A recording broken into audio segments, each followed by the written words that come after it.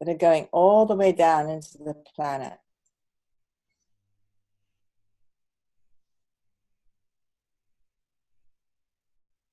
And then just imagine that all that energy of the earth, this amazing, loving, Mother Earth is always loving us, always giving to us. You can close your eyes as we do this meditation on and off. You can look at the picture, then close your eyes so you can kind of feel as I talk you through this meditation. Those of you who came on early get a special bonus. So you can feel through my words the energy of whatever it is I'm talking about. So it's not that you're just taking in the information through your brains, through your hearing, but you're listening with your body, and your body is responding. So connecting down into the earth, into all that yummy, juicy energy, all that givingness of Mother Earth. She's always giving to us. Such an abundance of blessings and gifts. Just think of all the ways in which we are receiving constantly, in every second, every millisecond of our lives. We're constantly receiving from the earth. We're being fed not just by the food that she grows for us, but the air that we breathe, the sun on our skins, the beauty of the flowers, and beyond all of that is her energy field, or I should say foundational to all of that. That's all arising out of her amazing energy field, which is pure life force. So imagine that you have roots that are going down into this energy field of the planet. And your roots are opening up and drawing up all this energy. This abundant, loving life force is coming up into those roots, rising up into the soles of your feet. Put your attention in the soles of your feet. Where the mind goes, the energy flows. Feel the tingling, the aliveness. This is pure energy in your feet. Feel it filling your feet. All the little muscles, the ligaments, the flesh, everything, the bones. It's just condensed energy. Your whole foot, both your feet, are alive with pure chi. And now you can just open your eyes for a minute and look at that image. And imagine that electric energy, that life force coming up inside your legs. You can close your eyes whenever you want to so you can really feel inside the lower legs, receiving this chi coming up into your knees, into your thighs, and up into your hips, filling your whole pelvis. Just feel the lower part of your torso. Feel the aliveness, vibration. And now imagine, feel, sense this vibration rising up through your entire torso.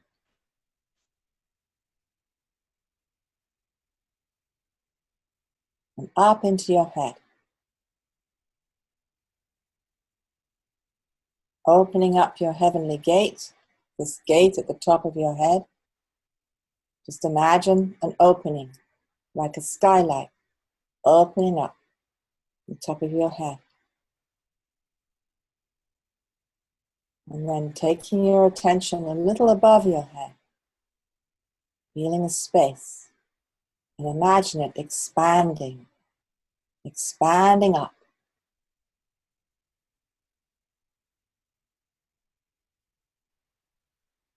Connecting with the energy field above you. Become aware of the energy all around you. And just like that image on the screen, feel your energy field opening out into the field all around you, above you, and beneath you. You're opening in all directions. All this universal chi, pure chi, unconditioned energy. That's what we mean by pure chi. It's unprogrammed.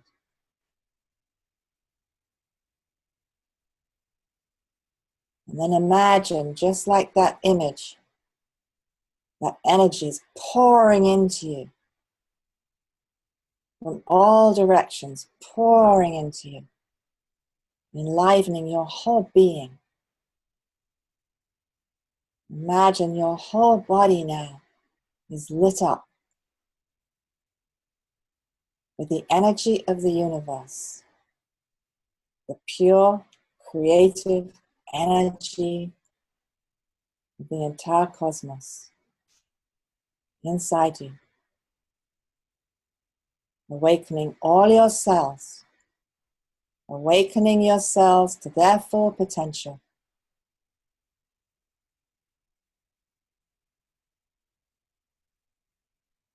Still feeling your feet and those roots anchoring you in the earth.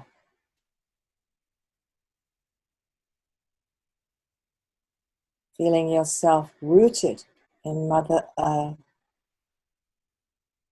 grounded and centered, and completely open.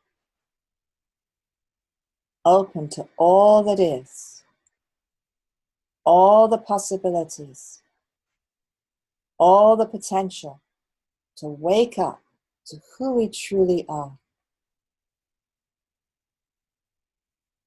and to heal the past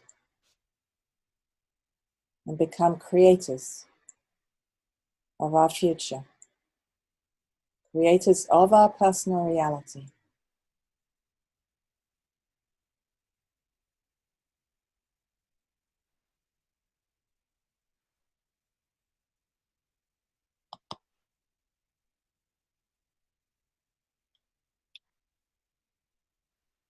You can gently open your eyes now. Welcome all of you to my bedroom. It's wonderful to be connected to you all like this. I'm going to keep you all on mute for the moment because there's a lot of you, but there's going to be a chance for you to ask questions about the course, which you know is coming up soon. And I wanted to give you a little history. I know some of you are completely new to meeting me, and many of you are old friends. And so welcome all of you, old friends and new friends. We become family. So the way this started, it's quite an interesting story. Some of you probably, most of you probably checked me out a little bit, and you know that I came to this form of Qigong actually really very recently. It was just 10 years ago. And I was extremely ill. I had Lyme disease and babesia, a very nasty co-infection. And I'd had it for 20 years. And frankly, I was at the end of my tether. I'd tried everything, pretty much, lots of alternative stuff. And nothing had really stabilized me. And I continued to go downhill. I was getting very ill every winter with bronchitis. And I figured I had about 2 years left to live. That was what I was, and looking back, I think that was a reasonable assessment. And then I found this form of Qigong. And it did, in fact, give me back my life, and so much more. It was much more than physical healing. And we'll be talking about that during the course. So I became a teacher very quickly. I was very fortunate. Ming Tong, my teacher, needed help at very intense healing retreats that he was doing. And he asked me to help him. And I've been teaching. I actually put in my bio, it's over 40. I think it's nearer 50 retreats now over the last 10 years. So I've worked with several thousand people, all who have chronic illness. And I've been so inspired by what is possible with this technology. But, you know, to be honest with you, I just turned 69, and I kind of was coasting recently. I was teaching a class once a week in my home. I was helping Ming Tong do his retreats, and I did some coaching too, and it was lovely, and I did lots of gardening and walking my dog on the beach. I had a lovely, lovely life. But something happened at the beginning of this year that changed everything for me. And that is that I got bitten by a tick again. And I've actually been bitten several times. We have many ticks out here. But I knew this was different. I just knew. And I took it to be tested. And sure enough, it had Lyme and Babesia. And I did too. And I got very severe symptoms almost immediately, within 5 days. 10 days after I got bitten, I fell very, very badly. I actually flew through the air, landed on a wood floor on my left hip and broke it, and had to have a total hip replacement. So this all happened at the same time. And I remember lying on the floor, going in and out of consciousness because I went into shock. And I remember actually coming out and going, wow. Because what I have learned is that the greatest challenges bring the greatest gifts. And you may not be able to see them when you're in the middle of them. But I know that now. And I knew that then. When I was lying on the floor, I knew that something was going to come out of this, which would be wonderful. And it did. Within 4 months, my hip was just really great.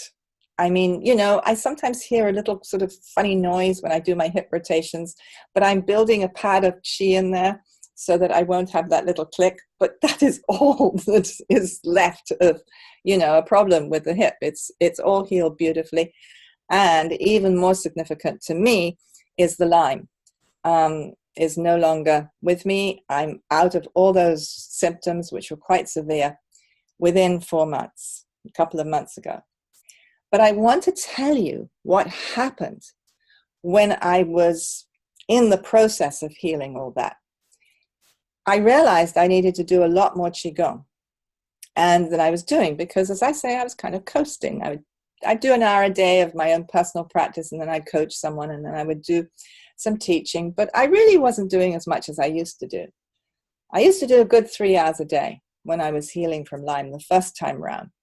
So I thought, well, how can I do more? What would be fun? You know, what could I do that would be fun? And I knew that teaching more would be fun because I love teaching. It's my passion. There's nothing in life for me that's better, except for maybe cuddling my dog at night. But that's about the same. It's the same feeling as teaching. So I thought, well, I'll start teaching online. That would be a way of reaching lots of people who have asked to, you know, me to do this because they are not living in the area, can't come to my class. And so I started teaching online, and I loved it. It just was so powerful. We created such a strong field together. So I started doing that, and then the idea of doing a course, and I was going to do it just for people healing Lyme. And I just got this idea that we would heal Lyme together. There'd be a group of us, and we'd all, including me, heal together. And I knew the power of intention, and I figured that the intention of all healing together, rather than us all coming in individually and saying, I want to heal myself of this and this and this and this, all these different symptoms of Lyme or whatever it was. But this would be so much more powerful because our focus would be the group healing. And so for a couple of months, I was building on this idea. I was dreaming about it. I'd wake up in the morning going, oh, we could do this and we could do that. And I got so excited about it. And then, lo and behold, I was doing Qigong one day, and I just knew, I get what I call these light bulbs. I mean, I in my journal, I do a light bulb with light coming out. It means, one of those inspirations has just hit, one of those deep intuitions. And I had one of my light bulb occurrences, and I absolutely knew I didn't have Lyme anymore. And it was a little curious because one of the symptoms I had, people have different ones, but one of the common ones, and one of the ones I had, was severe pain in my joints. And the pain had gone down and down as I'd done more and more Qigong. It was going down, but it still was, some pain was still there. And I thought, well, that's odd. How could I have healed Lyme, but I still have pain in my joints? And I went, wait a minute. Of course, I know this, that the body is the last thing to respond to the information that's in your field. And I had changed the information in my field from the information that was causing the symptoms of Lyme to Lyme-free, to free flow of energy. Those blockages of energy had been dissolved. And so in my energy field, there was no sign of Lyme anymore. And my body was, it was going to take a little longer, but it'll get on board. It just is condensed. It's denser than the rest of the field. The field is, invisible, formless, and the body is the most dense part of you. And so it takes a little longer. And sure enough, a couple of weeks later, all the symptoms in my joints are gone. In the meantime, I went and got tested, and it came back that, no Lyme, no Babesia. And by the way, when I get tested, I don't rely, as most of you who have Lyme, I don't rely, most of you who are healing Lyme, I'd like to say, reframe that.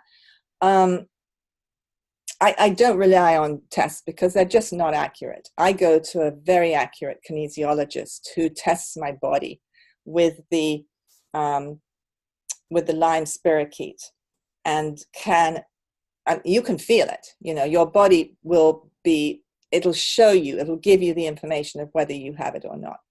So that's the way I would suggest people healing Lyme get tested. They go to a kinesiologist who will do muscle testing on your body.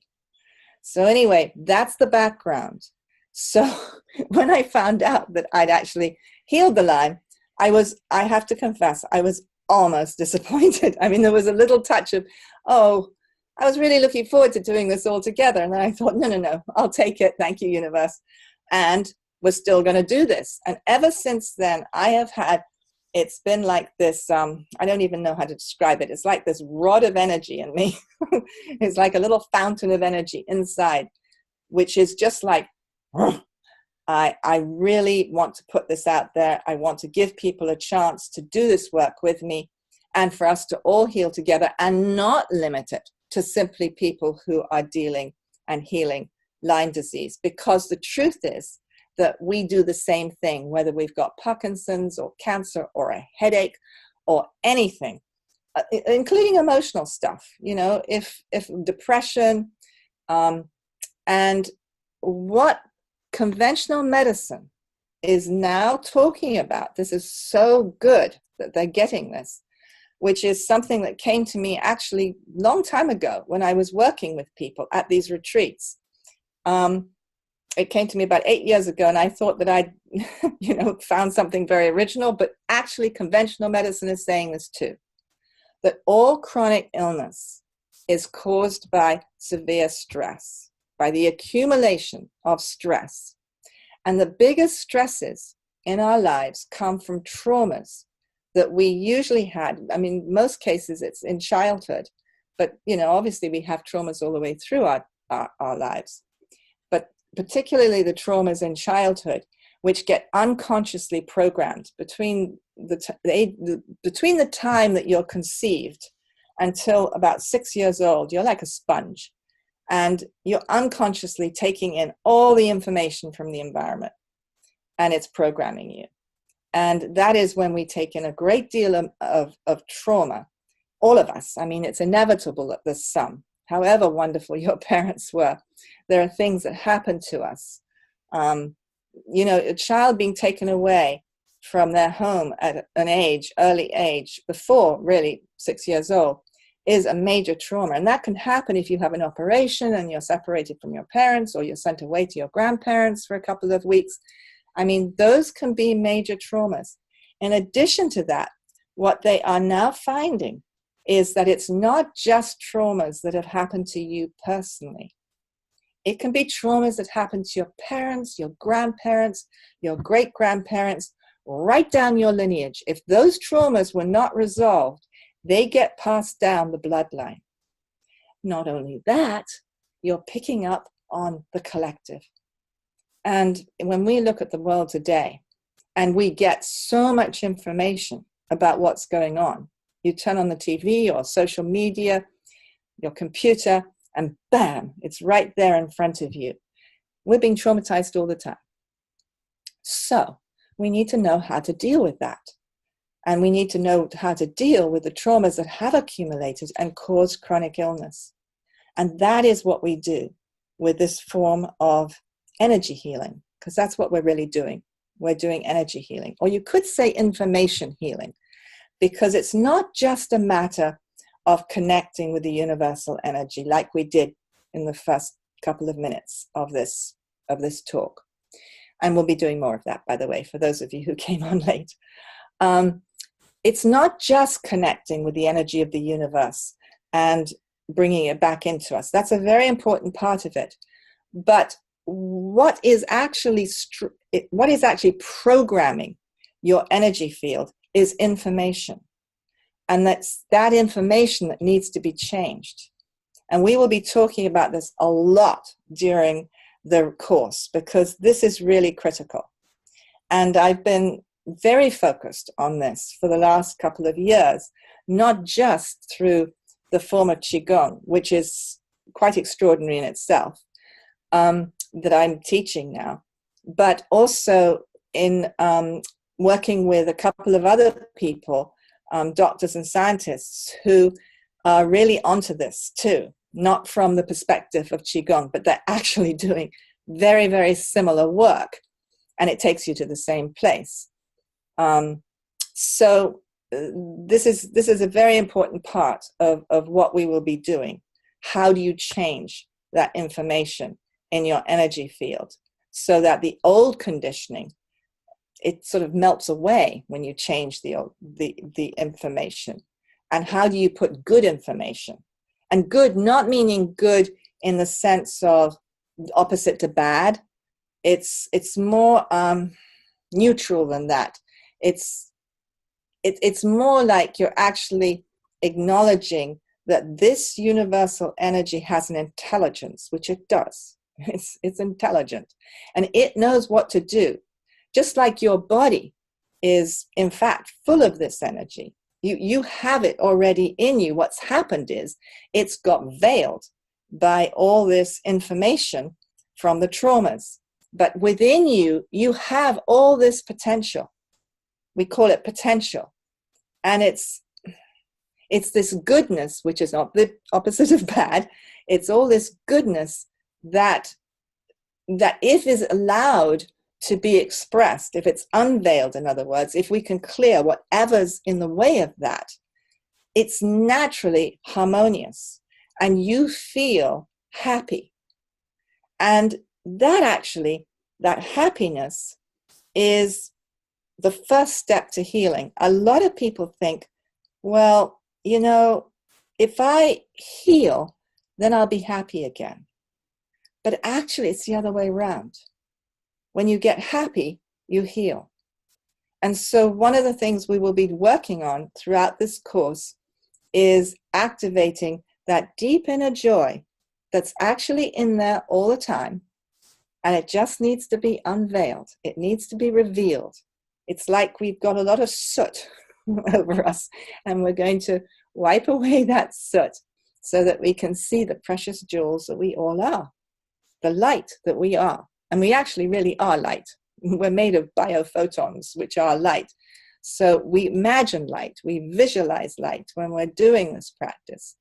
And you'll find that visualization is a key here. A lot of people think that Qigong, when they see people doing Qigong, they see people moving, they're moving slowly and mindfully. And it looks like it's sort of a moving meditation. And in many ways, it is. But the critical thing is, what are you doing with your mind? This is really all about what are you doing with your mind. So we're going to be working with that. And one of the first things I will be asking you to do is, and you can start doing this before the course begins. If you don't have a journal, I suggest you get a journal. And you start to track what patterns of thinking are not serving me anymore. Because those thoughts that you repeat over and over again become beliefs. And those beliefs are causing your energy body to be structured in a certain way. Those thoughts and beliefs are information that is structuring your energy body, your energy field, in other words. And that is affecting you on a mental, emotional, and physical level, all of them. So the first thing I really want you to do, I invite you to do, is, because it's all optional, of course, but this would be very helpful for you, to notice, start really noticing, oh, I had that thought before. I've had that thought an awful lot of times. The truth is they've looked at this and 99%, no, I think it's 95% of our thoughts are repetitions of what we thought yesterday. And another statistic, which is kind of overwhelming, is about 90% of our thoughts are negative. And it's because, don't feel bad about that, it's not just you. We all are like that. It's because we've been programmed like that through evolution. We're looking out for the tiger that's going to jump on us. And so we are constantly looking for the challenges, the dangers. And so we're constantly looking for the negative. And we need to really notice that and change it. So this is a lot about changing our minds. If we can change our minds, we will change our reality, including our body.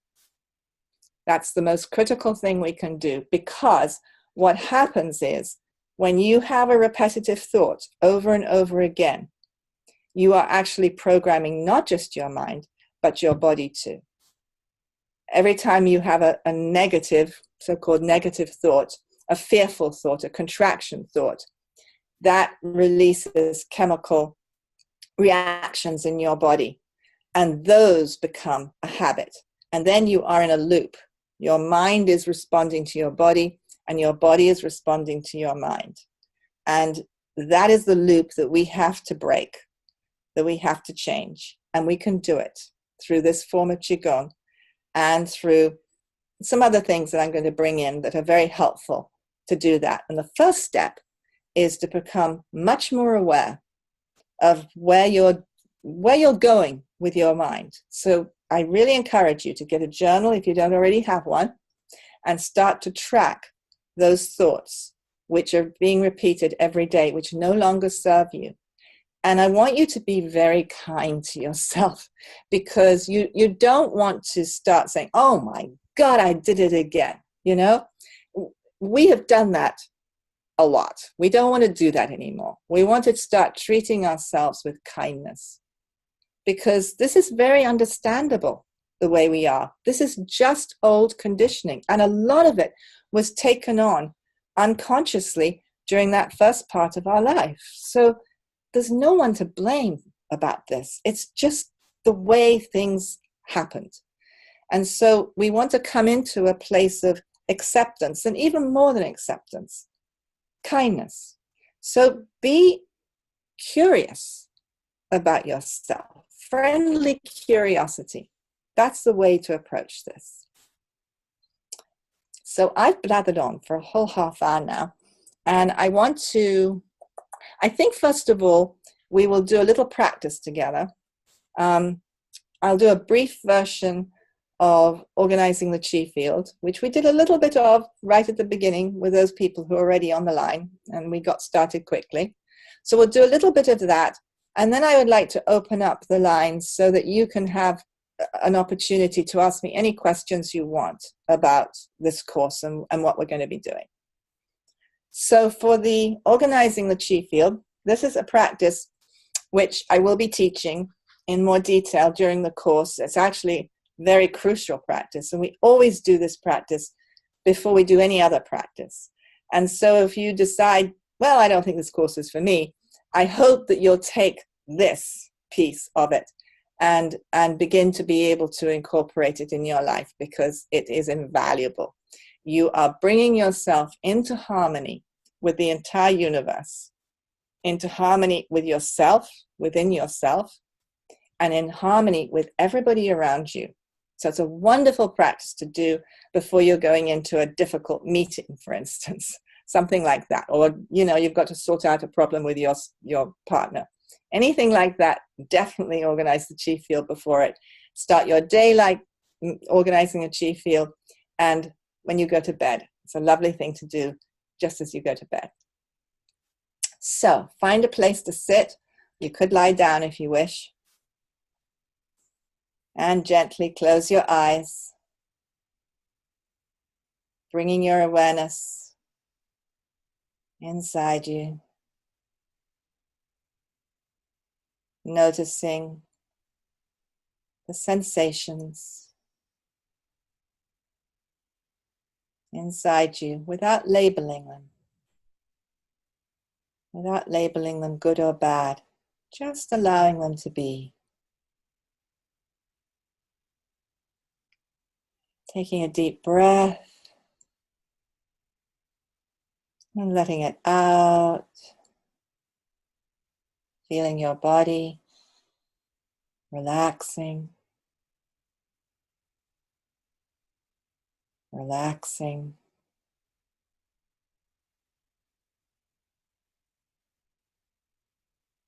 And then becoming aware of your feet, the soles of your feet. In the soles of your feet, we have these energy gates. We call them the earth gates. Just imagine they're opening up. I like to imagine elevator doors opening. My good friend Adrian gave me that visualization. So elevator doors opening in the soles of your feet. And now take your attention down. Down, down, beneath the floor, down into the earth, into the chi field of Mother Earth. Connecting with your mind, with the abundance of life force beneath us, with this warm, loving energy. Mother Earth is always loving us, giving to us. Connect with this warm, loving life force. And then bring this energy up. Draw it up by drawing up your attention into the soles of your feet. You might feel some tingling. You're feeling the aliveness of chi, of energy in your feet.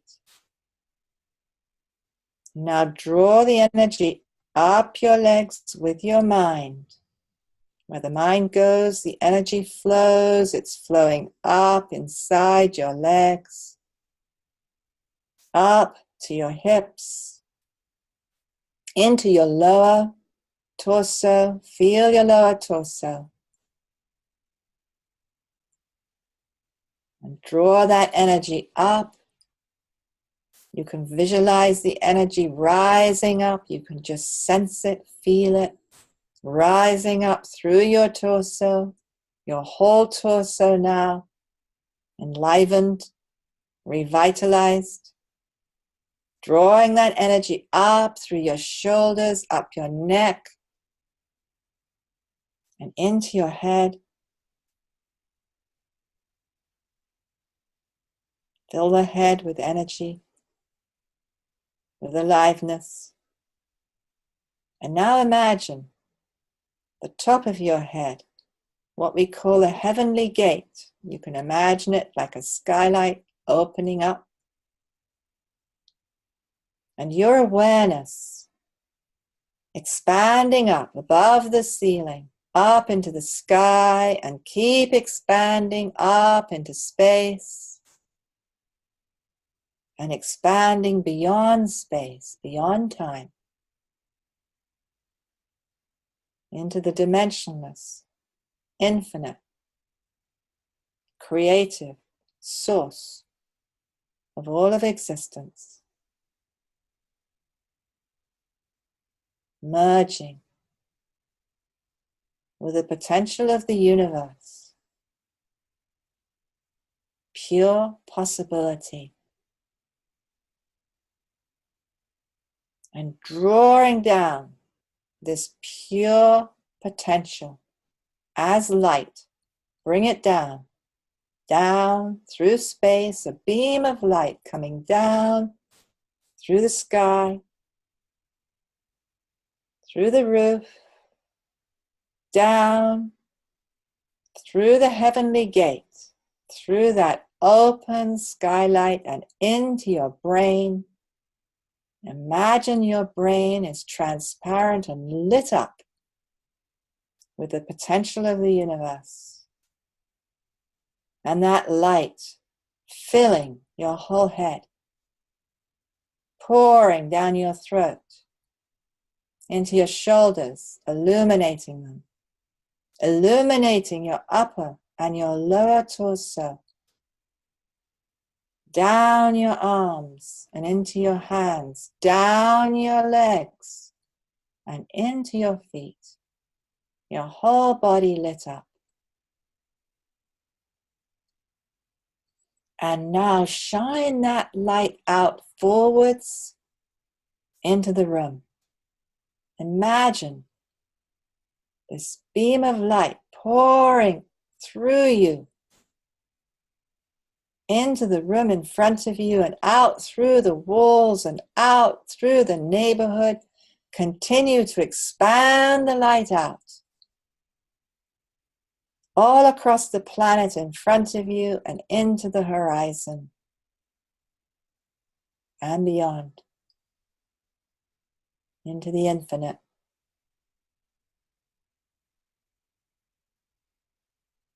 And coming back inside, where the mind goes, the energy follows, the infinite energy flowing back into you, illuminating you even brighter. Shine that light out from inside out behind you, into the room behind you, filling the room behind you with light, pouring that light through the walls, out into the neighborhood, out all across the planet, into the horizon and beyond, and coming back inside, drawing back the infinite within the finite, and expand the light from inside out to the left, shining your light out into the room, through the neighborhood, all across the planet, into the horizon and beyond. And returning, feeling inside, imagining yourself becoming brighter and brighter. And expand the light out, shine out to the right, through the room, through the neighborhood, and all across the planet, into the horizon and beyond, into the source of all of existence, and drawing back that source energy inside. Feel the lightness of your being as you radiate out in all directions at the same time, shining this harmony out into the world, sharing this peace, expanding beyond the planet, beyond time and space, into the dimensionless.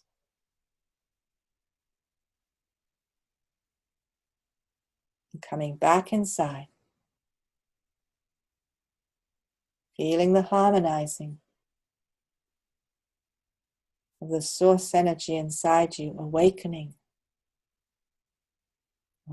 your potential, awakening healing energy inside you, transforming old conditioning, harmonizing,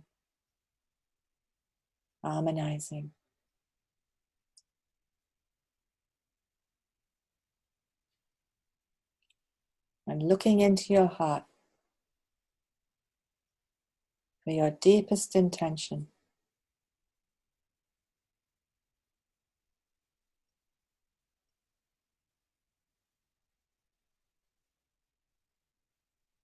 And imagining in front of you, you see yourself happy, radiantly happy, a big smile on your face, reflecting the inner smile. All your organs smiling, all your trillions of cells smiling.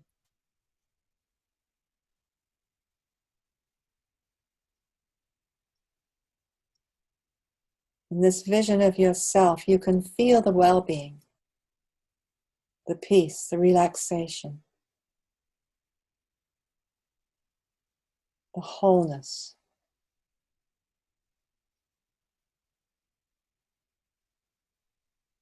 And put your arms out and gather in your arms this vision of yourself as whole.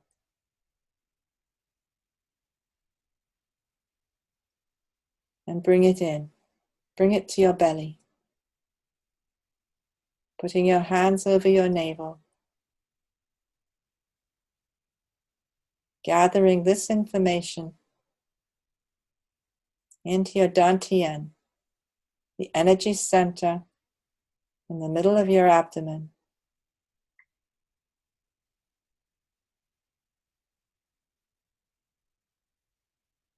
The energy center of the whole energy body.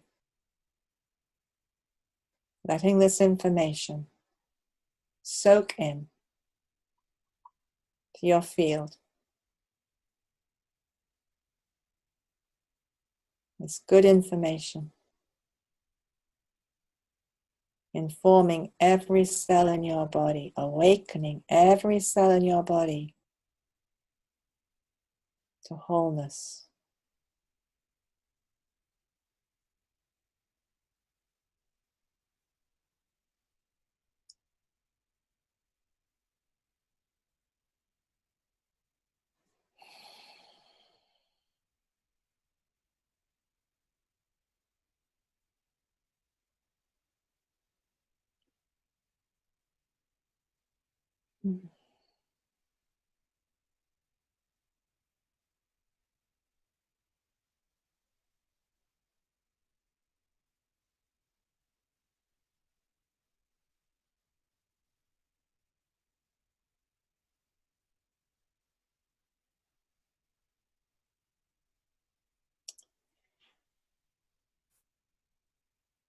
When you begin to open your eyes, open them very slowly, still keeping your attention inside.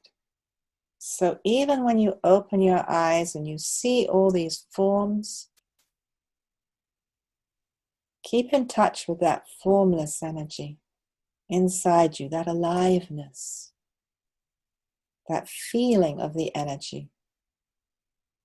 We want to start to practice that so that our practice no longer is, now I'm doing my practice and now I'm going about my life.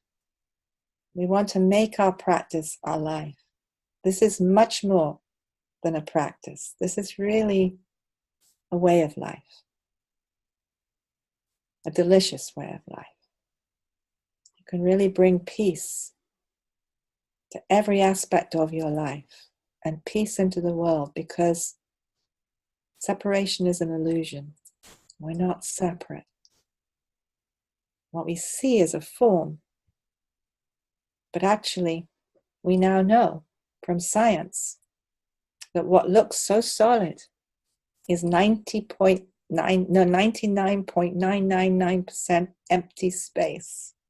And the 0.009 part that is not empty space, that is this particle, when you really look at that, that's just energy. It's moving energy. So we're empty space and energy. That's what we are. So we're connected to everybody. We're affecting everybody all the time. So why not bring peace into the world? It's what the world most needs now. And we can contribute not just to our own healing, but the healing of everyone, the healing of our planet. This is big work. It's big work we're called to do. So let's open up the lines, and I'm going to give it over to Stephanie. Okay. So everyone is probably seeing where that they could raise their hand. If not, if you turn on your monitor and raise your hand, I can see it and then recognize you that way. How do they raise their hand, sweetie? I think they'll see a little icon down at the bottom telling them. Yeah, you see it? No? Okay, let's see. I don't see anything that says raise hand. Okay, forget that. You need to actually raise your hand so that I can see it, and or unmute yourself. That would work too. Yes, So, but if everybody does it at a time, we've got 44 people online. yeah. So I think maybe if they could put their video on, which is in the bottom left-hand corner, right. You can put the thing on the video camera. Okay. Jane is telling us if you click on the participants that you can raise your hand there. Okay. Anybody? Oh, yes, there we are. There we are. It's on the sideboard. Click on the participants, and on the side, in the middle, it says raise hand. Okay. Great. Oh, yes, we got a couple of raised hands. Okay. Carrie and Sandy are both okay. raised. Carrie, I'm going to unmute you. Go. Hi. Hi. Thank you, Vivienne. This is great. I used to do his video, and it was really very helpful. And I kind of got out of the habit. So my question is that you have to do 3 hours a day to really heal something? Because it'd be hard to do 3 hours a day. I know I could do a half an hour a day. I might be able to do an hour a day. You know, it's really the most important thing we can do is relax. So I don't want you hearing 3 hours a day and going, oh, that's more than I've got time for, or whatever. We start where we are. So if you have time for half an hour a day, fabulous. Truthfully, if you do that half hour really focused, just very intent, this is my time, that is so much better than doing 3 hours of scattered Qigong. So, that's one way of looking at it. Also, you can start to make it part of your life. I'm not talking about just doing formal Qigong. Yes, there's formal practice, and we're going to learn some formal practices that you can do. But there's ways to incorporate it into your life. For instance, I was walking my dog for 45 minutes this morning, and I was doing Qigong as I was walking. There are ways to incorporate the different practices in your life, just, doing when you're driving. There's things we can do when we're driving. It's actually not that difficult to do 3 hours a day. if you start to look at it like this. And that's the way I look at it. But the most important thing is, I don't want people to start feeling anxious of, oh my God, the only way I can heal is if I do what Vivienne did 3 hours a day. No. And it's not true anyway. So don't worry about that. If you can do half an hour of beautifully focused practice and then start incorporating these practices, and I'll be teaching you different things that you can incorporate throughout your day, your life is going to change.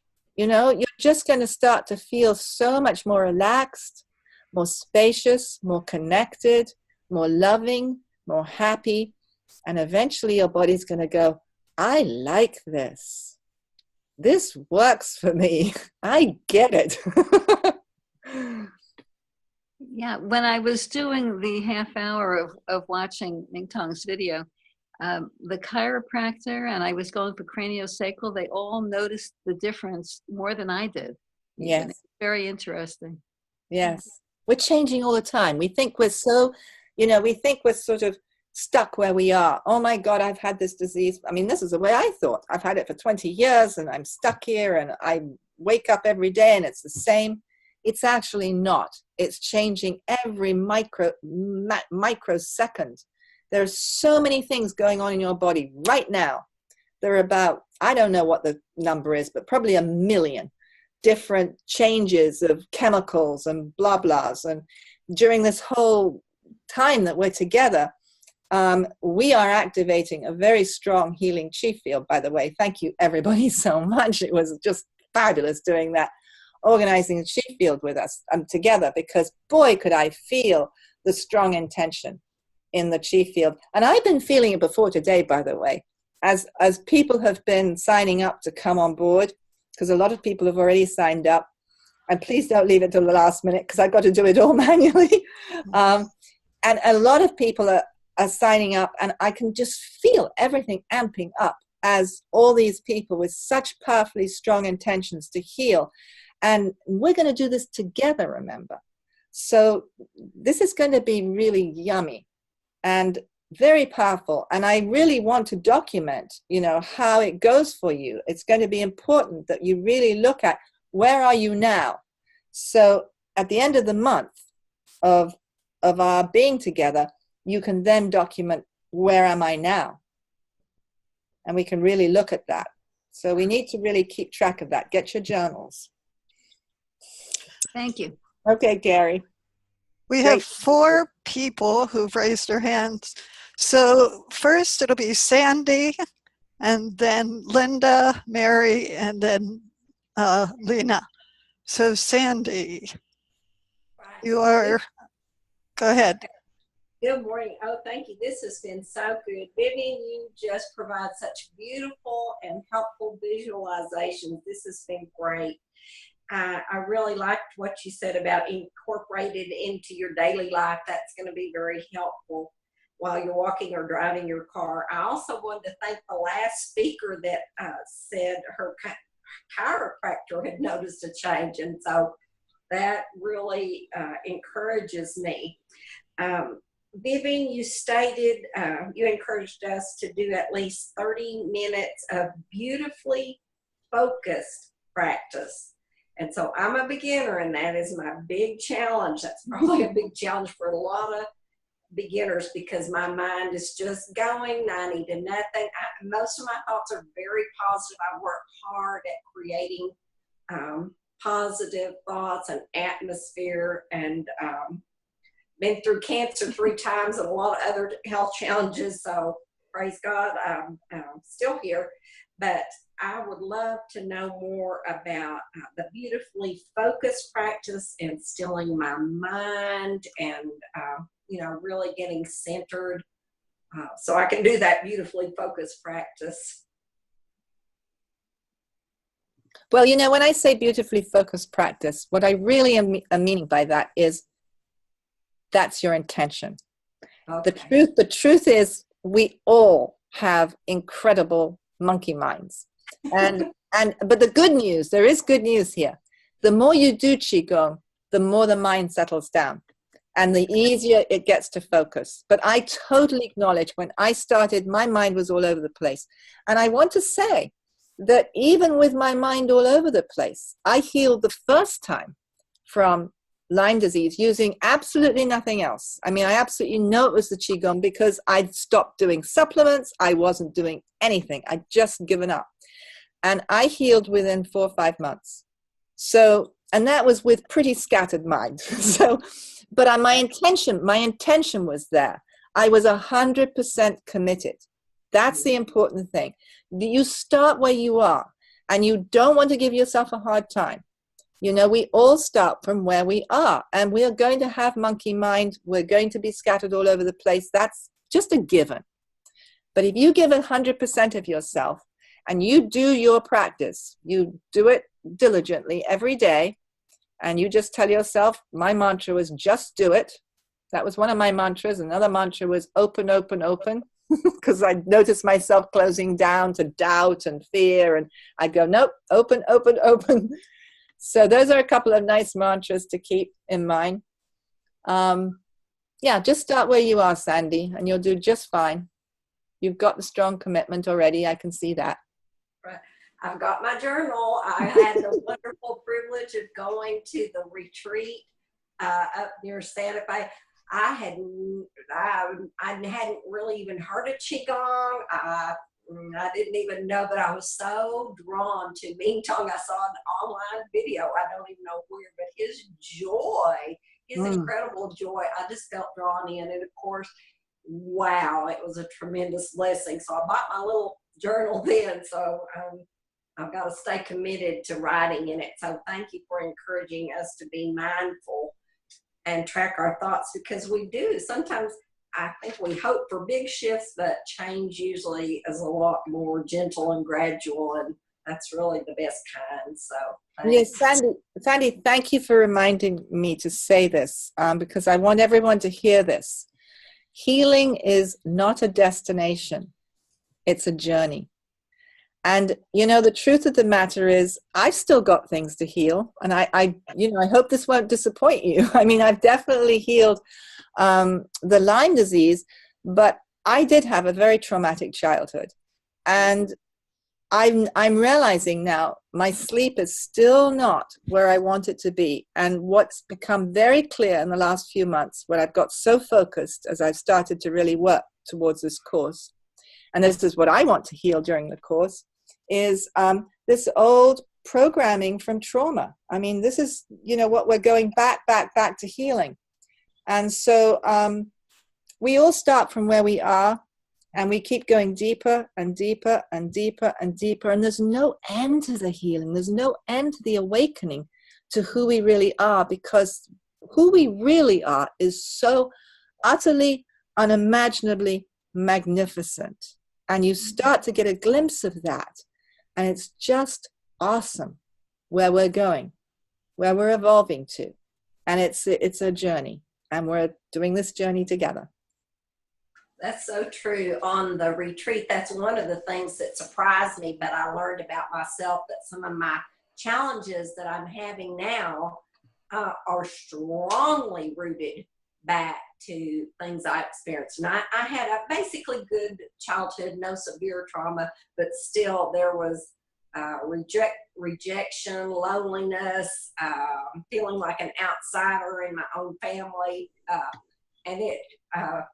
And Sandy, you know, and the truth of the matter is, we don't even need to, I mean, I'm not trying to say anything to you directly right now, but I just want to make a point of this to everyone. We don't even need to know what the traumas were. We don't need to go back into the story. And I know most of us have done plenty of that in therapy, but we don't need to. We just need to do the practice. And I want to make sure, I'm just noticing the time. We've only got another couple of minutes. So let's see if we can get a couple more questions in. Linda. Thank you, Sandy. Hi, can you hear me? Yes. Oh, good, because I wasn't sure that I was on mute or not. Hi, Linda. Oh, hi. Listen, okay, so I'll just say where I'm at, Vivi. First of all, it's really it's kind of different. The first thing I notice is that when I hear your voice, I can tell that I'm breathing differently. That there's something about the message that's getting to me, and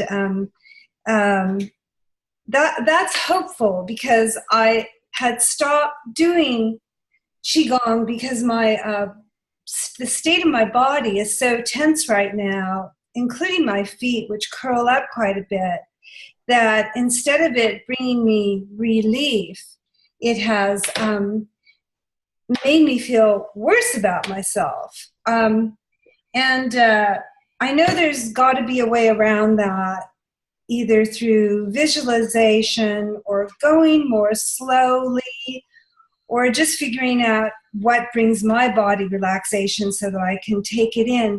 But I wanted to tell you one thing.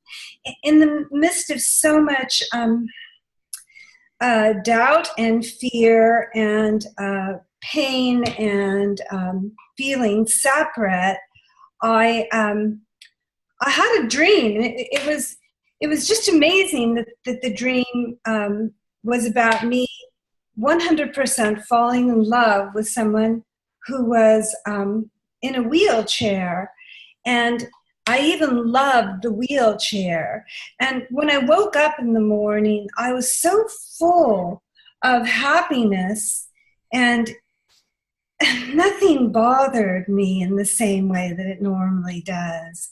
I wasn't able to hold on to it, but I do think that's what you're talking about, that kind of self-love and acceptance.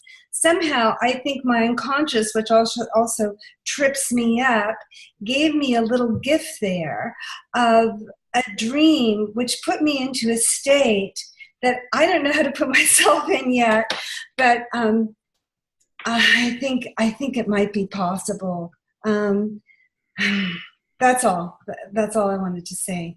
Oh, Linda, that's fabulous, because you now have that information in your body from your unconscious brought you up. It's like the bottom of the iceberg came to the top, and it's this potential inside you. It's this goodness inside you gave you this dream to give you an experience which you can now build on. That information is in your body. Yes, thank you. It didn't come from nowhere. I was the dreamer. Yes, you were the dreamer, honey. So, you were the dreamer. Thank you. I'm really looking forward to this, because I want to get back on track. Thank you. Oh, sweetie, welcome. So glad you're going to be part of it. Yeah, me too. Thank you for that. Sweet Mary. Oh, Stephanie, beloved Stephanie. I didn't know you were going to be part of the bonus in this class. Well, I mean, first I want to say, I've been really, I think I fell in love with Vivi almost at first sight at a retreat in May 2 years ago. And for anybody who maybe hasn't had the experience working with her, I think with all of the challenges I've had, just knowing that she's out there and she's available in some way or form I think there are times when it really made all the difference for me. And I really had hoped Vivi was going to be offering stuff online, and I really hoped she'd do a class like this one, and I'm really thrilled about it. And the question I have is, I think this is probably going to be stirring up a lot of stuff for all of us. Will there be opportunities in the classes for people to speak, or will you have any availability via email? This is a pilot. I really want to make it clear to you all that I've never done anything quite like this. And Stephanie, bless her heart, agreed to be hired for this because I really needed that kind of help. But we're going to be really looking at what we're doing. Every time we have a 3-hour session, Saturdays, there will be at least half an hour for discussion where we can share with each other.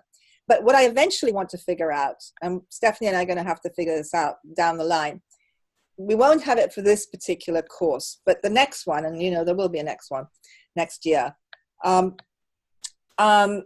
I want to work out how we can have breakout groups so that people can have a small group support group as well. But for this one, We won't be doing that, but we will have a chance, just like we are now, for half an hour each time.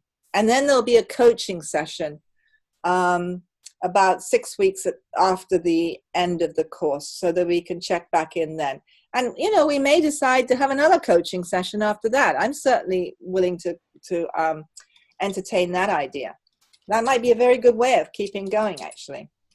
So thank you, Mary. That's got planted already. Thank you. And thank you, Stephanie. You two are angels, beloved angels. Much love. Okay, Lena, you're unmuted. Hi, Vivi. It's great to see you. Hi, Lena. Hi, sweetie. It's quite late here in India. It's about You're in India? It's 11:30 here at night. Oh, my gosh. Lena. Yeah. I just wanted to ask you, you said one needs to notice their thought pattern. Now, you know, and put it in the journal. I'll tell you, there are twice a day, there are times when I'm absolutely stable. Nobody looking at me can say I have Parkinson's. And I just wait for those timings. And then I fear it, oh my God, now the time is going to come back when I'm going to start shaking. So is it those type of thought patterns that we've got to watch out? I had a hard time hearing that last sentence. What was the question? The question is that when I say twice a day. Yes, I heard that. But what was the last piece you asked? So is it those type of thought patterns that we have to watch out? Stephanie, did you get that? No, sorry, I didn't. Is it those type of thought patterns that we've got to watch out? Oh, I see. Yeah. What I really want you to look at, Lena, what I invite you to look at is where does your mind go when you start shaking? And what I'm picking up from what I could hear you say was that, and this I've heard this from many people who are healing Parkinson's, is that they feel a lot of shame about shaking in public. They don't want to be seen shaking. They don't want it to be noticed. And I know that this is going to be a too big a step to immediately incorporate in your life. But the direction in which we want to go is allowing yourself to shake, letting it just come out. It's very important to do that, because if you don't, what you're doing is contracting. You're holding yourself, trying to still yourself. And you know, when you do that, you're contracting your energy. And we want to keep the energy open. So for you especially, that mantra I gave of open, open, open, that might be a very helpful one to start to use when you notice yourself going into that thought of, oh, I don't want people to see this. Oh, gosh, I'd rather hope that I would go on not shaking. I've not been shaking for an hour or two, and now it's come back. Those are the times to catch yourself. And I'm not suggesting that you kind of cut it off and say, no, I'm not going to think that way. It's not doing that. That's too harsh and that's too unkind. It's more like, oh, I'm noticing this old pattern that I try and stop the shaking, that I feel embarrassed about it. It's those kinds of thoughts to just notice, just to begin with, just noticing, just writing them down and documenting them so that you can see where you are right now. And eventually the way I would encourage you to move is into allowing. Allowing is a very important word in my vocabulary. We have to allow things to be as they are. We can't change things from a place of contraction. We have to be open, accepting, allowing. And then we can start to visualize and work on where would we like to go. But we have to, first of all, accept where we are.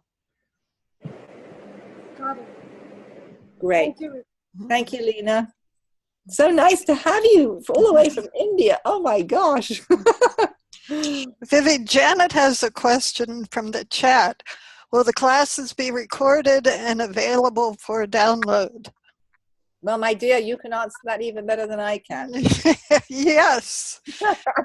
In fact, we're recording this, and Vivi has a YouTube channel, and we will be putting it up on the YouTube channel. We can give you the link for this particular video.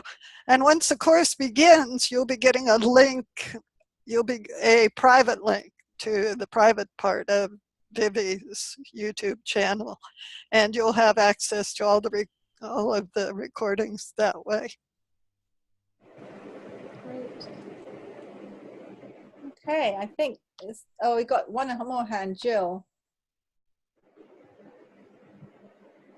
Go ahead, Jill. Let's go to Jill, and then we'll finish up. Oh, okay. Hi. Hi, sweetie. Hi, Vivi. Okay, so here's my question, since I really want your answer before the class starts. So when your symptoms come back after you were like totally kind of believing you'd healed yourself, I don't mean you, I mean me. That's what do you say when you wake up and it's like, I mean, my response is, oh no, oh no. How do you handle that?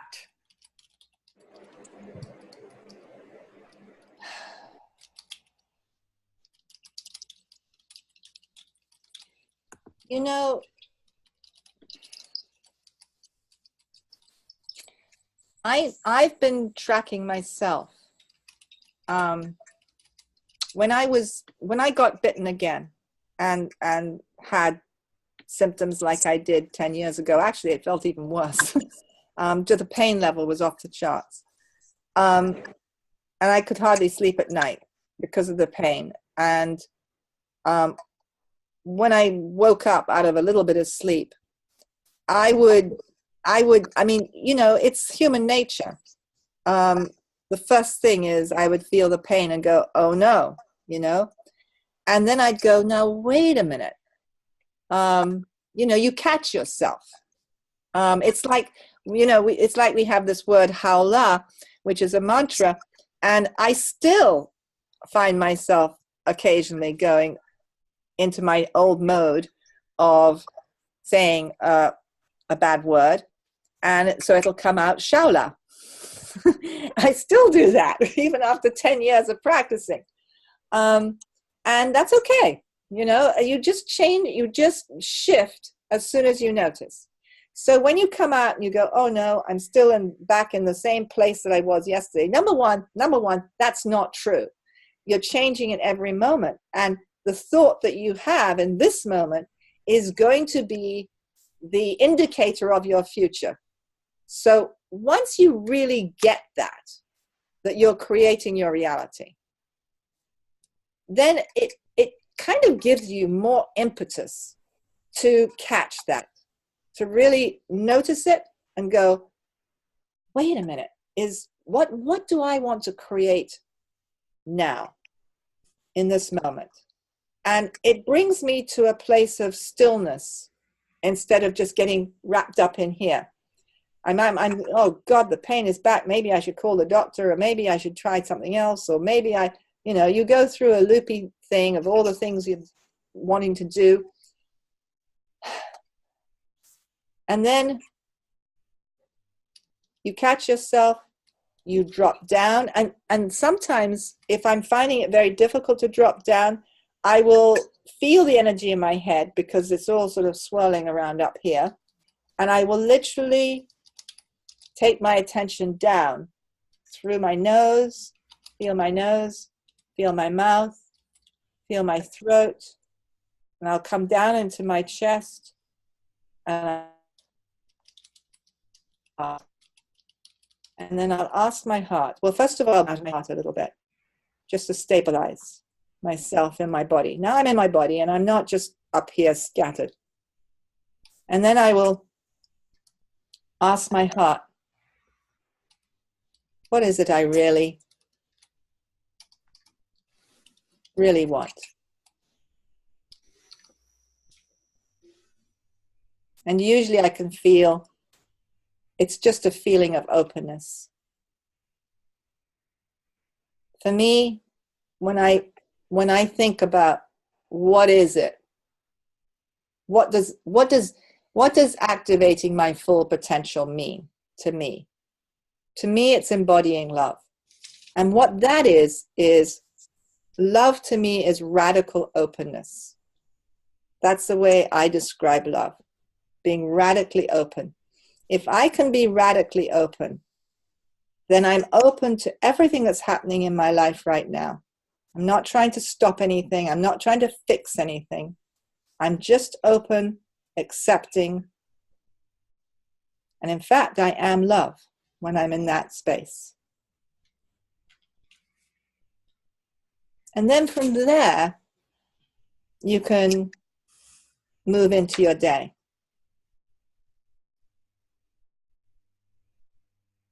Is that any help, Jill? Yeah, it is. I guess I need to believe that the appearance in the moment of a symptom does not mean healing is not taking place, because that's how I put that together. Yeah. Yeah. Well, you know what I said to you earlier in the talk about when I realized that I'd healed Lyme, and yet I still had remnants of the symptoms in my physical body.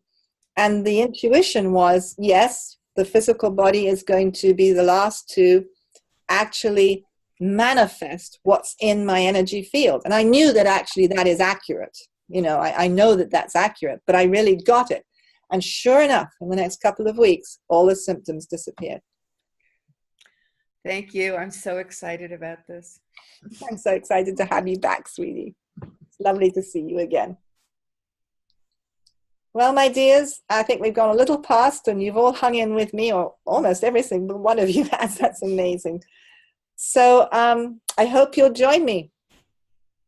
I certainly am looking forward to this. It's going to be a real exciting journey that we're taking together. And my intention is that we do indeed really embark on that road to healing significantly, every single one of us.